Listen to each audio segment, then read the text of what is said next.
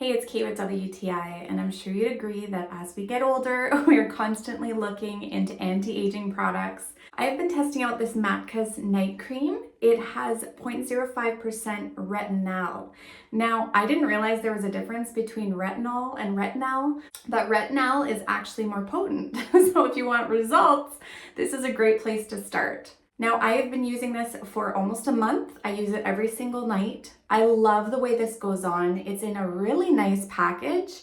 It's a pump style, which is great. It goes onto my skin so smooth. So I just make sure that I've removed all of my makeup. I have nice clean skin. It's washed. And then I apply this and I just sleep in this. I also add an eye cream, but that's it. This is what I go to bed in.